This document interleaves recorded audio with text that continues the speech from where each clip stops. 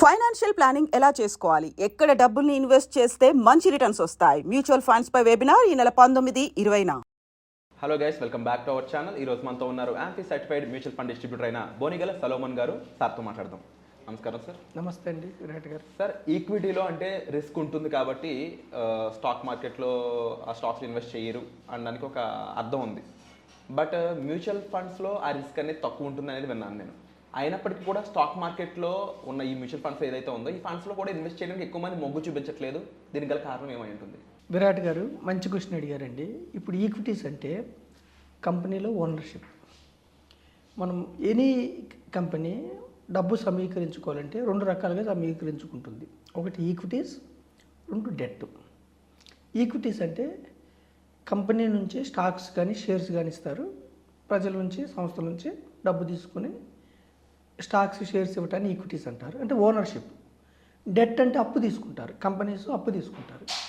Banks నుంచి కానీ, NBFCs, non banking finance companies నుంచి కానీ అప్పు తీసుకుంటారు, ఫైనాన్షియల్ సంస్థల నుంచి. దానికి కానీ వడ్డీ పే చేస్తారు. ఇప్పుడు డెట్ అంటే వాళ్ళకి ఓనర్షిప్ ఉండదు, అప్పు ఇచ్చిన వాళ్ళకి. ఈక్విటీ కొనుక్కున్న వాళ్ళకి మాత్రం ఆ కంపెనీలో ఓనర్షిప్ ఉంటుంది. ఇన్ఫోసిస్లో నేను షేర్ కొన్నాను అనుకోండి, నేను కూడా one of the part owner of Infosys.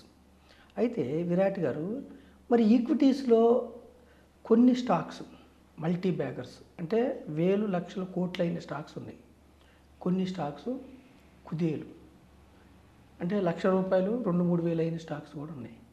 Risk అంటే ఏమిటి? మనం పెట్టిన ప్రిన్సిపల్ తగ్గటాన్ని రిస్క్ అంటారు ఈక్విటీస్లో సబ్జెక్ట్ టు మార్కెట్ రిస్క్. అయితే మ్యూచువల్ ఫండ్స్ కూడా subject to market risk. First direct ఈక్విటీస్లో రిస్క్ ఎలా ఉంటుందో అర్థం చేసుకోవడానికి, జస్ట్ అవగాహన కోసం నేను ఒక 6-7 షేర్లు చెప్తాను విరాట్ గారు. ఇప్పుడు చూడండి, ఫస్ట్ షేరు ఐడియా. ఒక 6-7 years back idea share 125 all time high. ఈరోజు 2024 ఈరోజు ₹8. అంటే దగ్గర ఎంత 90% మైనస్ అయింది. తర్వాత రిలయన్స్ కమ్యూనికేషన్ 2008లో 800 రిలయన్స్ కమ్యూనికేషన్, ఈరోజు ₹2. అంటే ఈక్విటీస్ ఎంత డౌన్ అవుతాయి లేదా ఎంత పెరుగుతాయి అన్నది అర్థంగా డైరెక్ట్ స్టాక్స్లో. మూడవది డిహెచ్ఎఫ్ఎల్ 665 2017లో ₹665, ఈరోజు ₹16. దీవాన్ హౌసింగ్ ఫైనాన్స్ కార్పొరేషన్, మనం లాస్ట్ ఎపిసోడ్లో చూసాం మనం, ఎన్బిఎఫ్సి క్రైసిస్ వచ్చిందని. తర్వాత jet Airways 1380 few years back, ఈరోజు ₹38. అంటే 90-95% మనీ, ఇన్వెస్టర్స్ మనీ ఆవిరైపోతుంది. కొన్ని స్టాక్స్ అవగాహన కోసం చెప్తున్నాను. జేపీ పవర్ 2008లో 140, ఈరోజు 20. ఈ కంపెనీస్లో లక్షలు పెట్టారనుకోండి, వాళ్ళ మనీ 10 సంవత్సరాల నుంచి ఏమవుతున్నట్టు? డెడ్ ఇన్వెస్ట్మెంట్, అసలు కూడా రావట్లేదు. 90-95% మైనస్. ఇంకొకటి ఏమిటి? ఐఎల్&ఎఫ్ఎస్ అంటే infrastructure leasing and finance services. ఒక 2010లో 358, ఈరోజు ₹5. ఎస్ బ్యాంక్, బ్యాంకింగ్ సెక్టార్లో కూడా Yes Bank 400 all time high, ఈరోజు ₹20. ఇక్కడ నేను ప్రజలకు చెప్పేది ఏమిటంటే విరాట్ గారు, ఈ డేటా ద్వారా నేను చెప్పేది ఏమిటంటే, ఈక్విటీస్ అంటే కంపెనీలో ఓనర్షిప్, వెల్ అండ్ గుడ్. ఒక కంపెనీలో మనం ఓనర్ అవుతాం. అయితే ఆ కంపెనీలో ఏదైనా చిన్న ఫ్రాడ్ అయినా, అడ్మినిస్ట్రేషన్ మిస్టేక్ అయినా, ప్రాఫిట్స్ సరిగ్గా లేకపోయినా, నిత్యం మన కన్ను దాని మీద ఉండాలి. ఇప్పుడు మన ఎపిసోడ్ ద్వారా, మన ఐ డ్రీమ్ మాధ్యమం ద్వారా మనం చెప్పేది ఏమిటంటే, నష్టపోవటాన్ని తగ్గిస్తున్నాం. మీరు మల్టిప్లై అవ్వకపోయినా పర్వాలేదు. ఏది? ₹10 షేరు ₹1000, ₹2000 కాదు, 12%, 15%, 20% దీర్ఘకాలంలో మీరు కరోడ్పతి అయితే చాలు. ఆ అవేర్నెస్ ఇవ్వడానికి నేను ఏం ప్రమోట్ చేస్తున్నానంటే విరాట్ గారు, డైరెక్ట్ స్టాక్స్కి మీరు వెళ్తే ఇలాంటి స్టాక్స్ కూడా వచ్చే అవకాశం ఉంది. ఒక్కొక్కసారి మనం చూసుకోలేకపోతే. ఇప్పుడు ఎస్ బ్యాంక్ ఒకప్పుడు 6-7 ఇయర్స్ బ్యాక్ నంబర్ 1 బ్యాంకు. చిన్న fraud, administration fraud, chairman quit and pro టక్క టక్క టక్క లోయర్ సర్క్యూట్కి వెళ్ళిపోతూ ఉంటుంది. లోయర్ సర్క్యూట్ అంటే ఏమిటి? ఒకే రోజు 10% పడిపోతూ ఉంటుంది. అంటే అమ్మేవాళ్ళు ఉంటారు కానీ ఆ స్టాక్ కొనేవాళ్ళు ఉండరు. అప్పుడు టక్క టక్క పడిపోతూ ఉంటుంది. ఏదన్నా ఈ కంపెనీస్ ఎందుకు దెబ్బతిన్నాయంటే, ఇప్పుడు చూడండి విరాట్ గారు, మనం సామాన్య మానవులు ఎవరికన్నా వడ్డీకి అప్పు ఇచ్చామనుకోండి, లేదంటే ఏదైనా ఫైనాన్షియల్ సంస్థలు చూడండి, ఎవరికన్నా సామాన్య మానవులకు అప్పు ఇచ్చినప్పుడు వడ్డీ కడుతున్నంత కాలం వాళ్ళ మీద ప్రెషర్ తీరు. వడ్డీ ఎప్పుడైతే డిఫాల్ట్ అవుతారో వాళ్ళు అసలు కట్టమని ప్రెషర్ తెస్తారు. అంటే అర్థం ఏంటి? వడ్డీయే కట్టలేకపోతున్నాడు కాబట్టి ఇతని ఫినాన్షియల్ కండిషన్ వీక్ ఉందని ప్రెషర్ చేస్తారు. అలాగే కంపెనీసు డెట్ అంటే కొన్ని బ్యాంక్స్ నుంచి అప్పులు తీసుకుంటే కదా, వాటికి వడ్డీ కట్టేంత కాలం ఆ కంపెనీ స్ట్రాంగ్ ఉన్నట్టు. డెట్ ఎప్పుడైతే డిఫాల్ట్ అవుతారో వడ్డీ కంపెనీస్కి అర్థమైపోతుంది.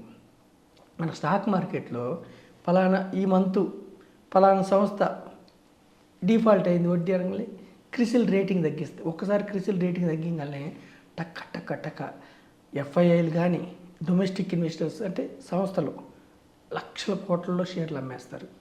సామాన్య మానవులు మనం అందులో ఇరుక్కొని ఎందుకు పడుతుందో మనం తెలుసుకునే లోపు కుదేలైపోతూ ఉంటుంది స్టాక్. అందుకని నేను సామాన్యమైన ప్రజలకి ఏం చెప్తున్నానంటే విరాట్ గారు మీ ద్వారా, ఈక్విటీ డైవర్సిఫైడ్ మ్యూచువల్ ఫండ్స్. ఇప్పుడు మనం డైరెక్ట్ స్టాక్స్లో పెట్టాం, ఒక స్టాకే కొనుక్కుంటాం, డైవర్సిఫై చేయం.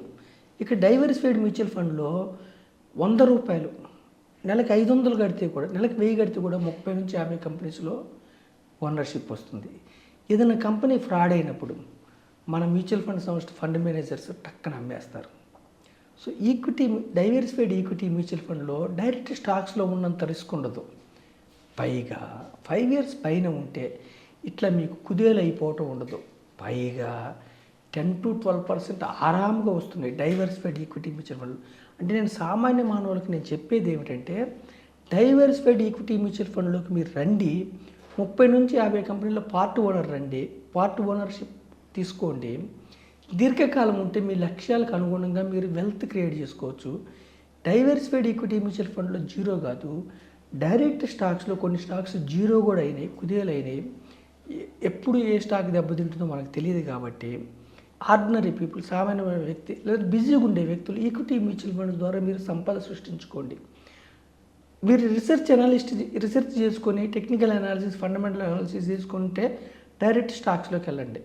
నేను మరీ ఆర్డినరీ పీపుల్ కోరేది ఏంటంటే, ఫ్యూచర్ అండ్ ఆప్షన్స్ జోలికి వెళ్ళకండి. సెబిఏ చెప్తుంది 90% పీపుల్ లాస్ అవుతున్నారు, యావరేజ్గా 1,00,000 పైన లాస్ అవుతున్నారు individual investors, traders.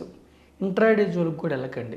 Diversified equity mutual ఫండ్లో మీరు పెట్టి దీర్ఘకాలం వెయిట్ చేస్తే మీరు సంపద సృష్టించుకోవడానికి పుష్కలమైన అవకాశాలు ఉన్నాయి. Our Indian economy is growing economy, 5th largest economy in the world.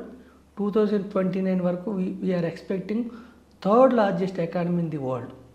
So ఈ యొక్క ఎకానమీ గ్రోత్లో, పారిశ్రామిక గ్రోత్లో మీరు పార్టిసిపేట్ అయ్యి ధనవంతులుగా మరీ పేదవారికి, సామాన్యమైన ఆర్డినరీ పీపుల్కి, యూత్కి సందేశం ఇస్తున్నా మీ ఐ డ్రీమ్ ద్వారా. Wonderful information sir. సో తప్పకుండా ఇలాంటి నాలెడ్జ్ చాలా మందికి అవసరం. ఇది తెలియకపోవడం కారణంగా సరైన ఇన్వెస్ట్మెంట్ తెలిసింటే వాళ్ళ పిల్లల్ని బాగా చదివించుకోగలరు, మంచి పెళ్ళిళ్ళు చేయగలరు వాళ్ళ పిల్లలకి. కానీ ఈ ఇన్వెస్ట్మెంట్ ఆప్షన్ సరిగ్గా తెలియకపోవడం వల్ల, దాని మీద సరైన అవేర్నెస్ లేకపోవడం వల్ల చాలామంది నష్టపోతున్నారు. ఈ వీడియో ద్వారా చాలామందికి ఇది ఒక మంచి లెసన్ అవుతుందని మనస్ఫూర్తిగా భావిస్తాను. Thank you so much. Thank you అండి విరాట్ గారు.